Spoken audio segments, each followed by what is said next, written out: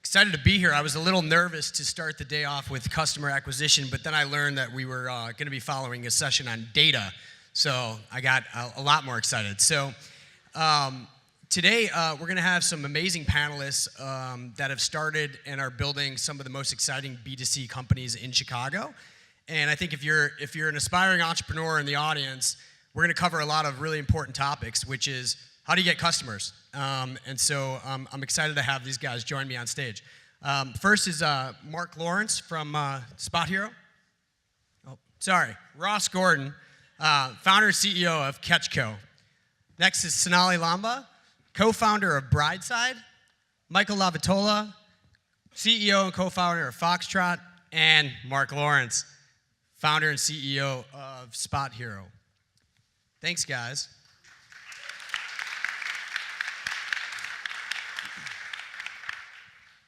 So I think a quick introduction from each of you about the brand that you guys are building and the business that you've created.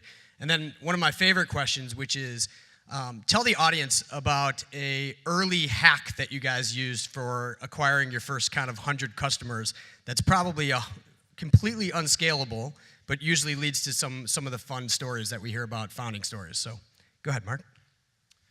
So I don't know if it's a hack, but the first customers we got were from flyers that we went door to door with flyers. And I remember Troy Hennicoff of Techstars, when we first applied, we got denied the first time. He said, "How are you going to scale customer acquisition?"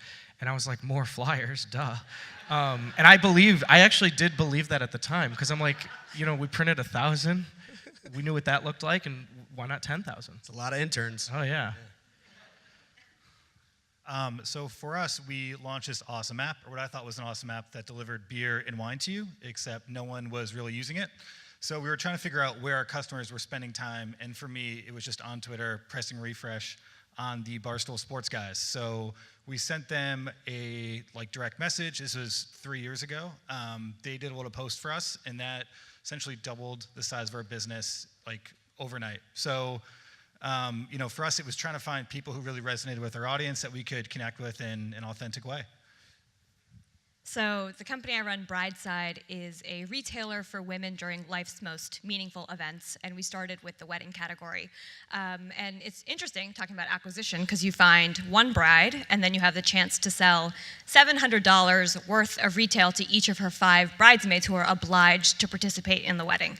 So there's a really cool opportunity to gain leverage on that first acquisition. So an early hack, the first 6 months of the business, my co-founder Nicole and I spent every Saturday at wedding expos around Chicago, and we actually traveled outside of the state too. So from 7 a.m. to 5, we were talking to customers, and then at the end of the day, they gave us a spreadsheet with 500 brides with their names and their phone numbers. And we divided it in half, and on Sunday, called every single one of them. And it sucked, and I'm still kind of scarred by wedding expos, but grateful for it because it was the birth of our concierge service, which we now very much so stand behind. Ross Gordon with the Catch Company. We're building a digitally native brand in the fishing space. We launched our company 4 years ago under the brand Mystery Tackle Box, a subscription platform introducing people to new fishing products. Much of you guys are probably wondering, why is our company up here talking about fishing? Fishing actually has more people that participate in that sport than golf and tennis combined. So when we were first trying to get customers early on in our business, we'd go to the lake and we'd find people fishing, and people tend to be very secretive about their fishing spots and they don't want anyone kind of near them. And so we'd kind of creep up behind people and ask them and try to break the conversation, say, "Hey, what's working for you guys today?" Make conversation, and then try to sell them into subscribing to our fishing subscription. And that was not very scalable, but good feedback, good customer feedback early on, I guess. I usually love all those stories. Thanks, guys, for sharing. I think on that same note, a lot of you mentioned that your early stage traction came from spending time and learning from customers. The name of our firm's Listen Ventures for a reason, which is to build a great brand, you have to listen to your customers and make that a part of your business. So can you talk to the audience a little bit about how do you build in customer insights into your process? How do you make listening a part of your customer acquisition strategy? Mark? Yeah, I mean, I think, from the start, that's been a core ethos of what we've done. I mean, right now we've got a 65 person customer service team, and in real time we have all of these processes, and I know you threw data under the bus, but we use data a lot. And we listen to our customers on a garage by garage basis, every review, every issue, and we actually have people whose sole job is dedicated to listening, taking that feedback in, and solving it. That's great. Sonali, I don't know if you can talk a little bit about how you incorporate that into Brightside. Yeah, so customer insights are kind of at the core and fundamental to what we do. And we're fortunate because we have a style consulting program. So we have a team of about 15 women who are interacting with our customers on a daily basis. So in addition to selling to them and pulling them through our funnel, they're also actively gathering feedback and insights, both trend-oriented as well as how they want and choose to transact. So for example, we started off as an online-only business and then now have 4 offline locations all along the East Coast. But I like to call us non-line because we don't actually have a preference for how you choose to interact with us and where you choose to transact. And that was an insight that came from customers and scrutinizing the process and what they thought of us along the way. Great, thanks. The other reason I love the people on this panel is that they're representative of so many different B2C business models. So, we have Sonali and Michael who both have digital and physical retail in their business model. Mark's built an app that is a marketplace. So they have, 2 sides of the marketplace with regards to customer acquisition. And Ross is building a subscription business and a direct-to-consumer brand. And so there's a lot of intricacies that go into each of those business models. And so what I'd like to dig in now is a little bit around how that business model that you've chosen to take with your company informs your customer acquisition strategy, and what are the key metrics, the KPIs that you kind of live and die by as it relates to your business model. So Ross, I don't know if you want to kick that off with subscription. Yeah, definitely. So the keys to subscription business are pretty much like any other e-commerce business, but we're really looking at the lifetime value of our customers, the cost to acquire that customers, and how much we're paying back over time. And so some of the most important metrics we look at in our business are obviously churn is probably the most important. How are we retaining customers? And then how do we dissect that into decision points? A lot of companies, especially early companies starting subscription businesses, think about churn as kind of just like one number of like, what's my churn month over month? The key for us is breaking that down into decision points. So from month 1 to month 2, month 2 to month 3, and then trying to interact with our customers at those different decision points and understanding how can we retain them better with different types of communication, with different special offers, when are customers most likely to churn. How do we break that down into cohorts? So which channels that we're marketing in are producing better cohorts than other channels, and really dissecting that data. So really those are the most important metrics that we look at in our business. Can you talk quickly to, because your company's done an incredible job at utilizing content to also keep your customers engaged. So for a business where your product's getting shipped once a month to somebody to kind of surprise and delight them with the product itself, how do you use content building that relationship in the 28 days in between they're getting your product? Yeah, that's a great question. So content is a huge part of our business and a huge part of our brand, especially with a product like ours, which is something people are extremely passionate. It's something that they plan their vacations around, they plan their time off work around fishing. We want to engage our customers not just with the product that they receive from us, but how do we get them excited about next month's product, and how do we educate them on the past month's box that we send them? So we have drip campaigns giving them additional tips on the products that we sent them throughout the month, so they're actually learning throughout the entire month. They're not just learning something new when they get their box and they open it up and see what's in that. They continue to learn from us throughout the month. And we also leverage things like contests and social engagement where people are unboxing their products, sharing it with their friends, and they can win prizes. And so really trying to get them not just waiting for content from us, but creating content on our behalf and sharing that with other customers and other subscribers. Great, thanks. Mark, I think marketplaces are such an enticing business model to pursue. They're also challenging because you have customers on both sides of the market that you need to acquire, you need to retain, and you need to keep liquidity of the market going. I'd love if you could talk a little bit about how that was at the beginning, building customer acquisition on both sides of the market, as well as how has that changed over time now that you've made some larger partnerships on the supply side. So if you could just maybe walk the audience through some of that. Yeah, so I think going back to the earlier days, the biggest focus was we were just in Chicago for 3 years, and we were actually in a sea of 200 different parking apps. Everybody had scaled to 100 cities, 50 cities, 150 cities, and we were just in Chicago. And people would call us a one-hit wonder. And then when we got a second city, which was DC, we were still a one-hit wonder, which I didn't get. But now we're the largest in the space. We're the fastest growing. And I think it really is because of that relentless focus on both sides. How do you keep both sides happy? We've got 600 different parking companies we work with today, but in the earlier days when we just had 2 or 3 or 4, we focused on how do you bring an enormous amount of value to a small group of people versus trying to bring a little bit of value to a large group of people. And we're a lot more data driven now, but I think it was just how do you bring a lot of value to very few. Can you elaborate a little bit about how you think specifically about acquiring the supply side versus acquiring the consumer side? And are those separate teams within your organization? How have you built that over time? Yeah, so they are separate teams, but they're all under what we call the marketplace. So even though our sales, and we call it our supply team acquisition, they work very, very closely because we know demand data, and we have data around, how many people are searching, what is the likelihood that if we get a garage that there will actually be sales.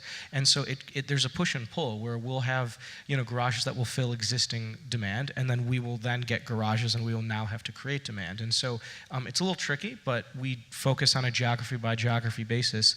And even within a geography, it's, there's a city, for example, New York, right? But New York is massive. And so there's micro neighborhoods, Midtown, and we focus on how do you match supply and demand in one neighborhood? And so it's a city by city basis, neighborhood by neighborhood, different teams, but they kind of all converge with that customer feedback that we touched on in the beginning of this. Great. And the metric just that you guys kind of live and die by, is it, I'm assuming, liquidity? Yeah, but to say a metric for liquidity, it's kind of hard to, what is the metric for liquidity? I mean, 7 years in, I think we're still trying to figure out what is that one metric. I've been asked, what is that one metric? I think retention is one which is, it's a derivative of a lot of things, right? Customer experience, the right, supply. Obviously there's CAC to LTV. We talked about downloads, all these things. At the end of the day, it's really what are people transacting? And so for us, it's, are they converting well on the first purchase? And then how does their purchase behavior, lifetime value, retention, all of these things drive, or are derivatives of that liquidity. And maybe one day we'll get that one metric. We just don't have it yet. And somebody's probably building a product right now for that metric. Yeah. Sonali, can you talk a little bit, early on when I met you, probably 3-4 years ago, at the outset of your business, you coined a term, at least in my mind, that I use all the time now, so thank you, which is human-assisted commerce. And I love that, and you were talking about how you use people to facilitate transactions that begin online.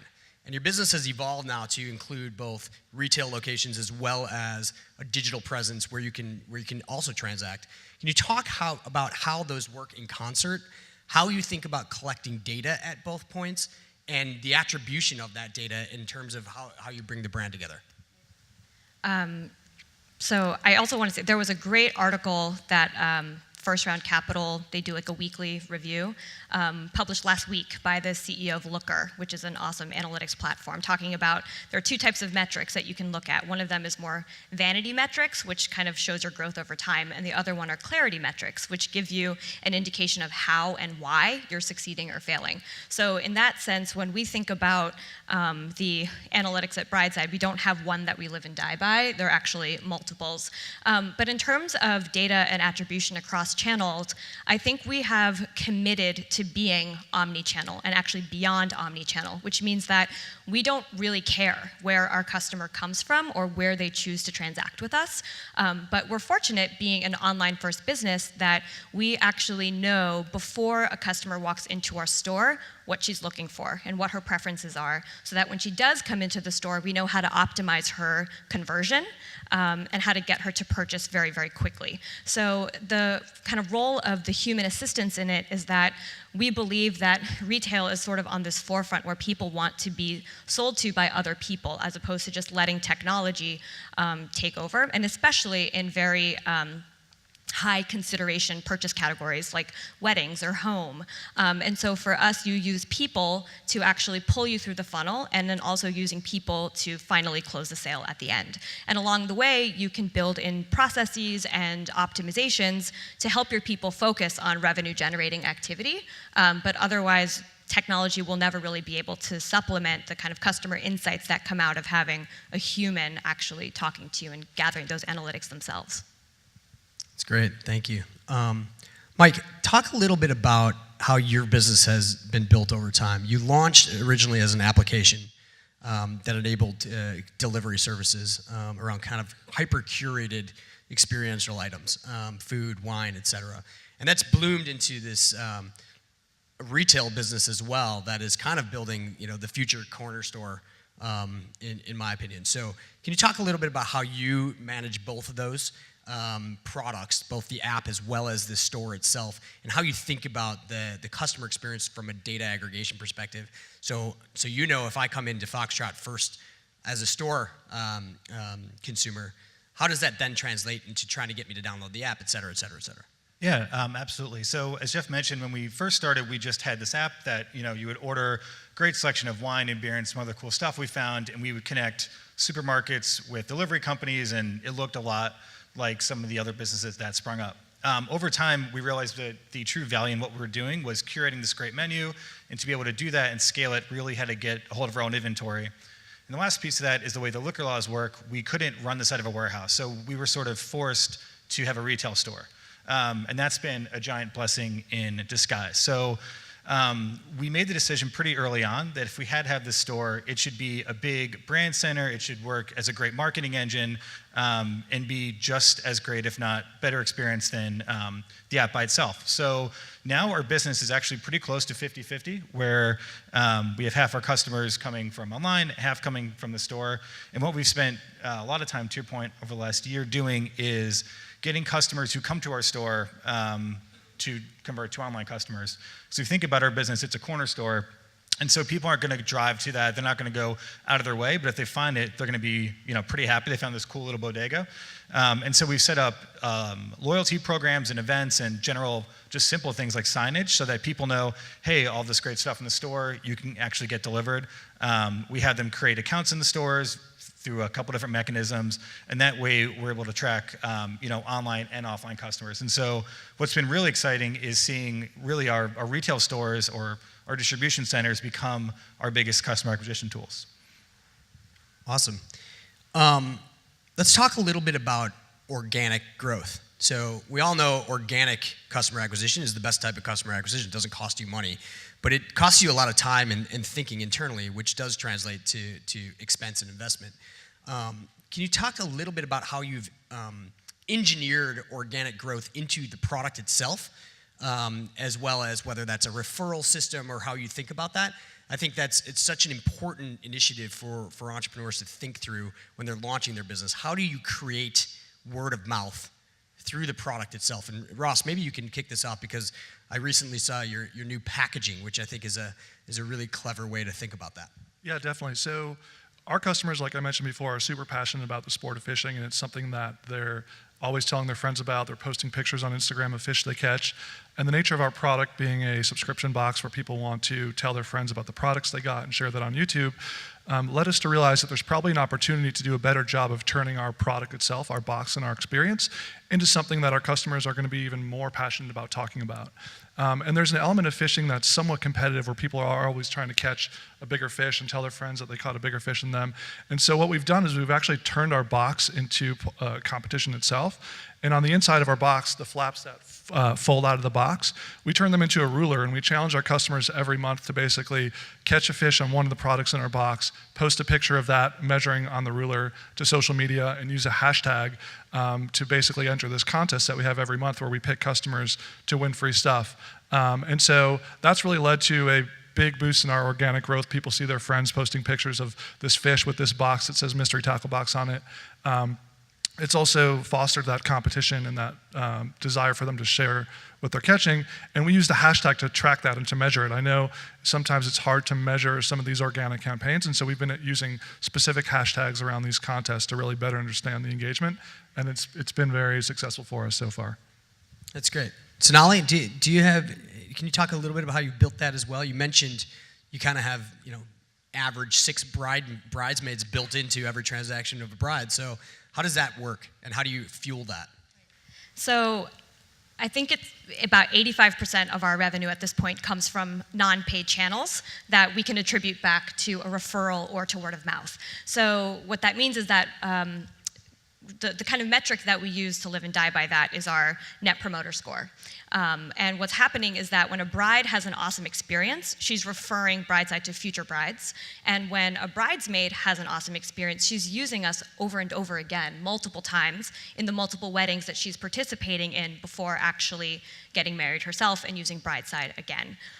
So what's fascinating with our NPS is that we've seen a statistically significant correlation between improvements in NPS, and not just improvements in referral, but also a decrease in the amount of time that we actually see that second sale coming through. So it is very, very much so driven in our brand and how we present our product offering to our customer. And Brideside, our kind of organizing principle as a business, both externally to our customers, but also internally, is this idea of peace of mind, that everyone deserves, and define it how you will, whether it be transparency or ease of use. So how can we actually make that peace of mind component a part of the whole experience? So we throw offline events a lot, like yoga nights with a juice bar, or we'll invite a meditation expert to come to our office and invite all of our brides to just take half an hour to just be alone and find some space in between their thoughts and enjoy the process. But word of mouth is also not just about finding incremental revenue, it's actually more about brand awareness for us. So we'll actually go through kind of creepy stalker behavior to find out the hotel where a bride is getting dressed the morning of her wedding. And we'll randomly send her a bottle of champagne so that we're delighting her, and conveniently the 6 women who were there, the photographer, the vendor, and kind of building word of mouth that way. And we also like sending coloring books, adult coloring books to customers. We randomly pick 25 or 50 of them and send them a coloring book a couple weeks before their wedding. Just say hey, you must be really stressed out right now.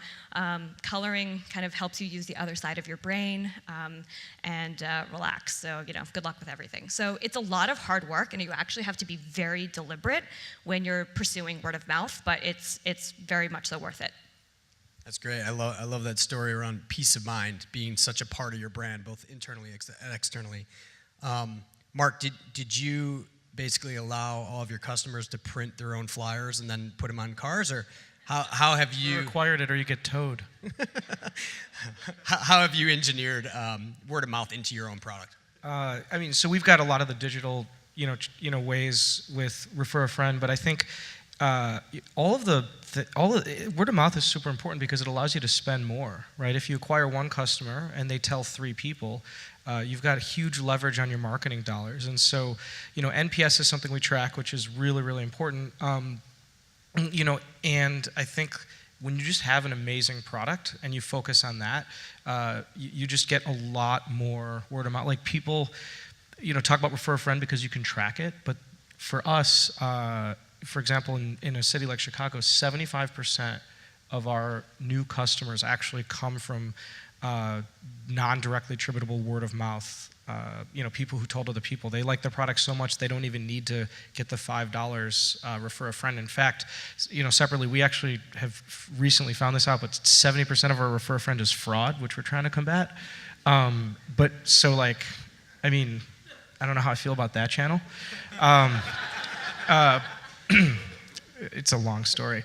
But if you make a great product, you can spend more on, because when you do the CAC to LTV, equations, and you have a lot more word of mouth, it just changes the dynamics of everything. We haven't done coloring books, but I really like to color, and I actually like that idea a lot. Send one to you. What? I'll send you one. Awesome, thank you. But customer delight.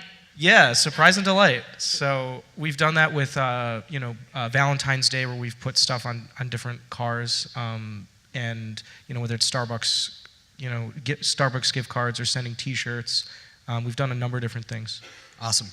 Mike, talk a little bit about how you've done that, and I think you're unique because you actually are in the community that you're going after. And so how has that helped you in terms of being super focused on a geography as it relates to your customer acquisition? Right, yeah, and actually that's our biggest marketing challenge is on the online side, we can only deliver within, say, 4 square miles. So a lot of online campaigns or even offline, it's tough to focus those marketing dollars. And what we found opening our first and second store is that online deliveries in those neighborhoods actually spike dramatically with the retail store there. So you might kind of think it's the other way, where if a store is there, someone would just walk to it.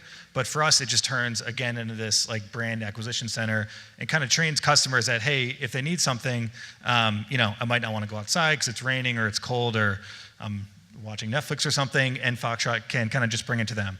So what we are really focusing on now is actually doubling down on retail, opening more stores than are necessary to fulfill online orders so that we are an integral kind of part of these neighborhoods. So sort of our goal going forward is in, most of the neighborhoods that we serve, there'll be sort of a Foxtrot corner store on, the corner that you think it's going to be on. You're going to have this awesome experience. So instead of going into the crummy bodega or the scary liquor store, it's this, super great store that's got awesome music, and we're doing wine tastings, and it just gives you this really kind of great feeling that you're not used to getting from that shopping experience.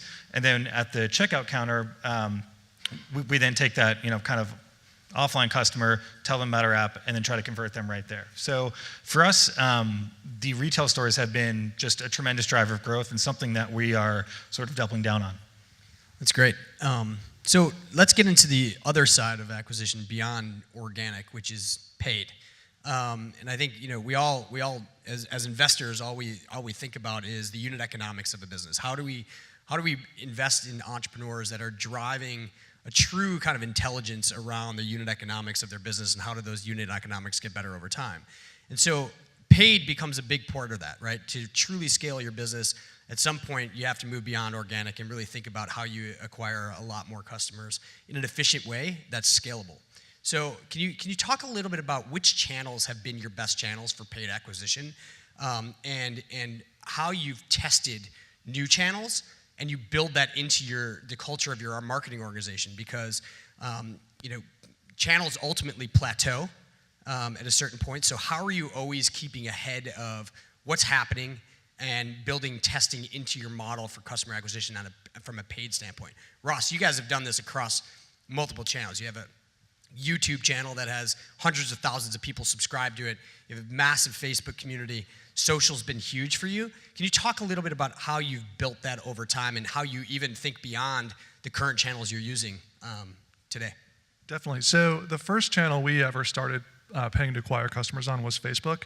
The thing about our business, again, we have passionate consumers, and so to target them on a platform like Facebook, where they're very vocal about their passion for fishing and they like other fishing brands, and doing that interest level targeting has always been very effective for us. The way in which we've used Facebook has changed a lot over the past 5 years as Facebook platform has changed. What worked 5 years ago stopped working a couple years ago, and then some of those things are starting to work again. Videos become a huge part of what we do on Facebook, both in direct response and building our brand and distributing our content. So Facebook's always been a great channel for us. YouTube is a channel that's actually emerged for us over the past year, both in paying for pre-roll ads on YouTube. Again, we're targeting interest, so people are watching fishing content. We're able to target that. We're able to use our remarketing audience list to target people on YouTube. But the biggest YouTube growth for us has actually been influencer marketing. Over the past year, there's influencers we used to sponsor a year ago that maybe had 30,000 YouTube subscribers that now have 600,000 YouTube subscribers. And I think the nature of influencer marketing on YouTube has changed a lot. And so that's a channel that we're focusing a lot on now in terms of building out, because it's authentic for the people who follow those influencers, and when they use our product, it's an authentic endorsement. And then in terms of testing new channels, we're trying to be more proactive about that now, and so we're starting to establish experimental marketing budget, where we have our core marketing budget that we devote to the channels that we know are going to produce customers that are desired cost per acquisition, but we're giving ourselves an additional experimental budget, which basically our performance marketing lead has the freedom to go test new channels. And so looking at things like promoted content on platforms like Outbrain and Taboola, or some more non-traditional things like direct mail. We've primarily been digitally focused. We've never really tested much offline. So let's test a little bit of offline. Potentially, some television, some radio, just basically setting aside a specific budget that we're forcing ourselves to try new channels. That's great. I think it's such an important thing to think about and prioritize as you're scaling your business, which is that experimental budget. How much are you willing to tap into new things? And then you never know, you might strike gold, right? And you might be earlier to a platform. I think about some of the earlier lifestyle brands that have been able to do that on things like Pinterest and Houzz, right? These are newer platforms that have built-in ad models that aren't quite perfectly sophisticated, but if you're early to them, you could actually become experts in it. And so I think that's such a great thing for the audience to take away. Mark, Ross just mentioned a little bit about offline, more traditional media. As startup people, we always talk about digital acquisition, and that's usually the place that we start because it's the easiest, most efficient to track. I've recently seen a lot of spot hero outdoor and billboards, et cetera. And so can you talk a little bit about the decision to move beyond digital, how you think about that, where that plays in the role of your customer funnel? Is it brand awareness, brand building? How do you think about that?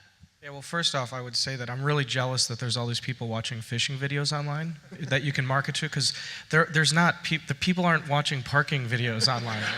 I wish we had that channel. Just you, Mark. Yeah, so, anyways, so because we don't have that channel, we had to look for others. So our offline strategy, it's part of our online strategy. It's a lot harder to track the out-of-home.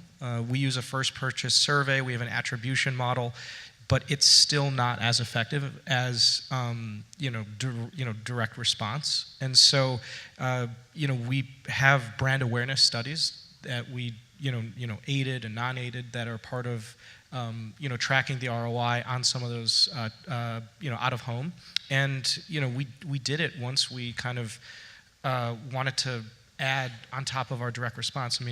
We only started doing that about a year ago, and so for the first 5-6 years of the company, everything was direct response, and focusing on the things that we can track. Certain channels, SEM, have been really good for us from paid acquisition. We also have SEO, but there's also websites that we've built that have nothing to do with Spot Hero, but there's 1 million visitors on, for example, airportparkingguides.com, which is a site that we built out to help with acquisition for that vertical, because the paid was not as profitable as other places. And then when we shifted to mobile, again, because there weren't people just watching parking video content, but there are people looking for gas. So Gas Buddy was a pretty profitable channel for us, because if people are looking for gas prices, they're probably driving, and they probably need to park. And so I think it's, there are the general things and the general channels and the best practices which are important, but I think each company, we have to find our own unique thing, because Gas Buddy works for us. I don't know if Gas Buddy will work for your company, but it worked well for us. Sonali, maybe you can talk a little bit about this. Thinking about that exact strategy Mark just talked about, media and authority on a certain content area, right? You're about a life event, which is incredibly emotional, and there's a lot of media out there that's trying to own the eyeballs around searching, inspiring, how you visualize that day. How do you tap into that, and how do you think about using other media properties? And have you built some of your own? Maybe there's the Gas Buddy of Brideside. I don't know.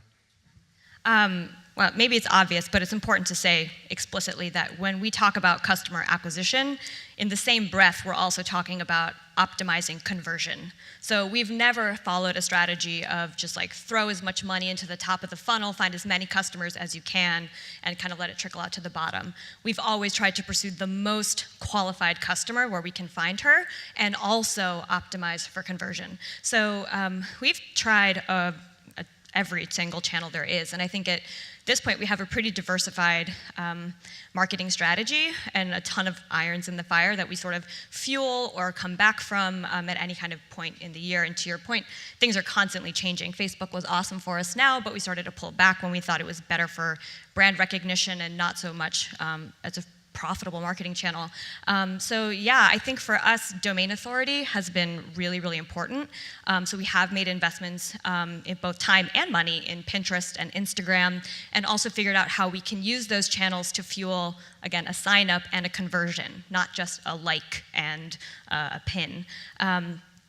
But to Mark's point with SEO, we've found ways of also kind of taking that peace of mind message in how we choose to pursue search terms. So for us, it was a wedding budget timeline. And so what we did was put together this template and about a couple years ago now, and it's now the #1 search result when you're looking for a wedding budget template. And stuff like that has actually driven a ton of traffic and conversion and made it very clear who we are. So yes, we do the influencer marketing, and yes, we do the social, a little bit of paid, but ultimately it really comes down to making sure our brand and who we stand for comes out first and foremost, and that the conversion isn't sacrificed. Awesome. And so I love all these ideas because I think hopefully it's giving people food for thought as you're thinking about building your own company, is about, what's the creative strategy you can do to build organic growth? How do you leverage that into more efficient customer acquisition and paid growth? So on that same note, let's talk about talent, right? Being a marketer today is very different than the type of skill set you'd probably have hired 10 years ago, maybe even 5 years ago. So where do you find great talent? What do you look for? I always joke that just because you have a Facebook page doesn't mean you're a Facebook expert, but you see people on LinkedIn all the time saying, hey, I'm a Facebook expert. So how do you mine through that talent pool to really find true, I think Ross, you used the term performance marketers, and where do you look for that? So Ross, maybe you can start. Yeah, so our marketing team is still relatively small, so I don't think we've fully figured out how to hire talent at scale in marketing. I do think that performance marketing experts are some of the more challenging people to hire, because a lot of the really good performance marketing experts are in things like affiliate marketing, and they're doing it for themselves, and it's very hard to hire them away to get them to come do that for you. So it is a challenging thing to hire for. I think some of the skill sets that you'll look for in a good performance marketer is a really strong combination of creativity and analytical ability. Somebody who can think of creative solutions to bring your brand to engage with customers in a different way, turn that into a conversion, and also understand the full funnel of the conversion process, conversion optimization, and look into that data. And so that sounds like a lot of stuff, and it is a lot of different talents, which makes it really a harder position to hire for. Mike? Yeah, so our company, much like yours, our marketing team is still pretty small, and we figured out pretty early on that our internal team was awesome at getting customers to stay, spend more money, and come back more frequently, but to find new customers was sort of not our forte. So what we decided to do was internally really double down on just making it an amazing customer experience, and then try to leverage our vendors' marketing budgets for some of those experimental things. So what's great about being a retailer is that we carry brands that have marketing budgets. So if you see a Foxtrot CTA ad that's like, hey, get this beer or get this wine delivered on Foxtrot, most of the time we're not actually paying for that. So I can't wait until we get bigger and have a big kind of marketing team, but sort of realizing what your strengths are and what sort of leverage you can pull on the marketing side has been really great for us. Mark, how about you? How have you scaled some of the talent within your marketing organization? You guys are a larger business now in terms of total employees. How has marketing grown, and where do you find that talent? Yeah, I mean, what's great is Chicago has great marketing talent, and that's one of the, I think, the great reasons why it's great to build a business in Chicago. And I think right now, we've got a 20-person marketing team. It's led by Kristen Cho. She has helped scale this. Just from in the past 8 months. I mean, we're at 20 people just on the marketing team, and we spend 7 figures a month. And I would say that the number of changes and the number of the skills that need to be had, to Ross's point, are immense, because you have to be creative. And just because something worked last week, I'm not even going to say last year, last week, doesn't mean it's going to work this week. And so we look at things on a weekly basis because of the amount of spend and how tight things can be, because a slight deviation when you're spending that much money can have outsized effects, positive or negative. And so I'd say you have to have analytical creativity, all of these like skills that are talked about. But I also think just you can't have an ego, because what worked last month that did so well, if it doesn't work, you have to just realize like, hey, we've got to shift. And you always have to be thinking ahead. Facebook could change their algorithms. GasBuddy could make a change in the app that you don't appreciate, and they won't change back. And same thing with Google. I mean, there's just so many things, and you have to be on top of it. And so I don't know if there's like one place where there's all these like great marketers, like in a cave somewhere that you have to go find. But I think, Chicago's got a ton of great marketing folks. There's tons of talent here. At the end of the day, that's what it comes down to, is getting, top talent. And I think what that means to me is, are they a fuck yes? Do you get excited when you see them? And can they not just do well from the past, but have they been able to demonstrate that when things materially change in the marketplace, can they react quickly with those changes? Great. So on that note, I guess just to elaborate a little bit, it is changing constantly. So what do you guys see on the horizon? What are some of the next channels, some of the next things that you guys will be experimenting with from a customer acquisition standpoint? What are some things that you think will maybe even completely disrupt some of the channels that exist today? I don't know if you're gonna have a VR experience around walking around a parking garage, but what is that? We might. How does that play into it? I think for a wedding, you might want a VR experience to experience that day. So how do you think about what's on the horizon, and what do you guys think it's going to actually impact kind of the current strategies that you're employing? Sonali? Yeah. Well, I mean, at the end of the day, again, going back to our mission of peace of mind, we will only ever pursue a new channel if it actually, again, simplifies the process for the customer and improves their engagement with us. So if VR is that, and it's going to do it for us, and I can run some tests and prove that, then sure, I'll pursue it. But at the end of the day, what's fundamental is that the customer experience and how they're engaging with different tools ultimately for us is determining what is worth pursuing, what's not. And we're trying to think 10 years ahead as well to figure out what that is. So for us, it's really about mobile. Fun fact, brides spend not the majority, I shouldn't throw women under the bus like this who are getting married, but they like to wedding plan during the workday. So that was a lot of caveating before that statement. So they're not going to answer their phone, and they're not going to check their email, but if you shoot them a text, they'll text you back. And if you send them a really quick link to check out and kind of text to pay, they'll do that too. So those are kind of the ways that we're thinking about how our customers are living their lives, and how technology and advancements can actually help us control our sales cycle a little bit more in the least invasive way possible. Ross, are people going to be fishing in a virtual world in the future, or how's? It's interesting. So, I mentioned before just the change of influencers on our business and how we've seen that grow. And so it's not hard to imagine a world in the future where instead of someone wearing a GoPro chesty and putting that on YouTube and people watching it later, that you're actually watching it in real time through VR, through some other replacement of technology that lets you kind of see from their perspective. So I don't think we're thinking about that in terms of the implications on our business today, but it's not hard to imagine where that happens. But I think the nature of how people look at celebrities has changed in the sense that people, the YouTube influencers we work with are not famous professional fishermen. They're like 20-year-old dudes who throw a GoPro on their chest and they go out fishing, and hundreds of thousands of people want to watch that. And so thinking about how that desire for people to watch other people participate in things they're passionate about will come through in terms of Instagram stories or some of these other mediums are things that we think about that are changing our landscape.